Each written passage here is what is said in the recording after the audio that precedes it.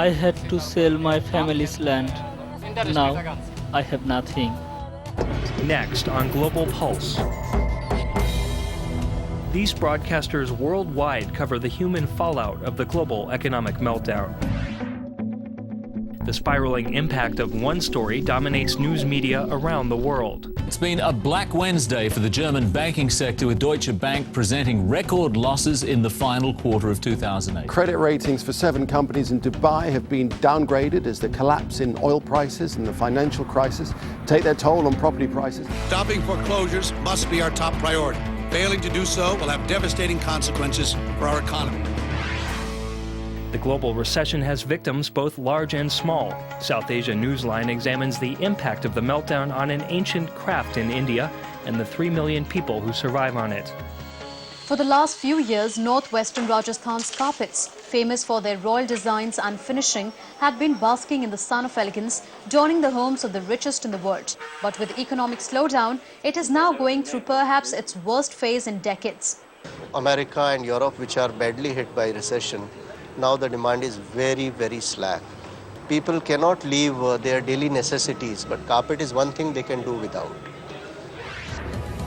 Much of the media is focused on banks and bailouts. Al Jazeera finds a man whose own financial collapse is measured in dollars and a dream.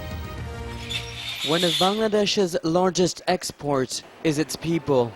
400,000 Bangladeshi migrant workers travel every year to the Middle East and Southeast Asia in search of a better life. Hadi has spent $3,000, a massive fortune by Bangladeshi standards, for the opportunity to travel and work in Malaysia. Feeling the full force of the world economic crisis, the Malaysian government has revoked the working visas of 55,000 Bangladeshi migrants. I had to sell my family's land, our rice fields, everything. Now I have nothing. Hadi is now heading back home, penniless, his family ruined. The economic meltdown touches day-to-day life. South Korea's KBS reveals the shame of jobless college graduates. Russia Today reports on more romantic fallout. In a country where there are 10 million more women than men, finding a partner has always been something of a challenge. And now, with unemployment rising, the chances of talking a man into marriage seem to be way too low.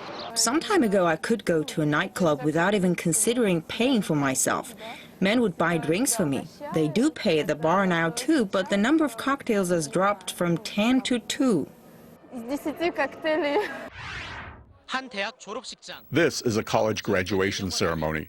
Unlike past years with huge crowds, you can see many empty seats this year because college graduates who have not found jobs won't come to the ceremony. Students under a lot of stress feel shame at not getting jobs, so they tend to go back to school.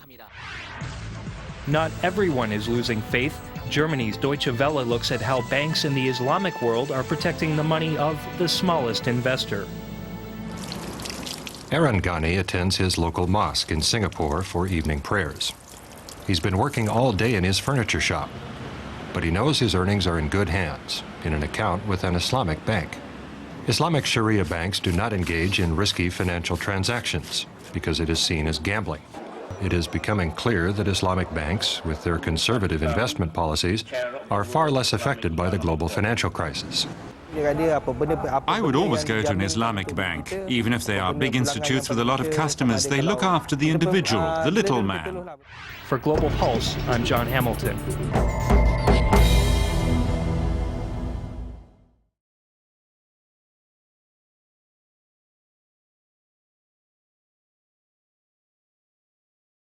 This program is brought to you by Link TV for educational and non-commercial use only.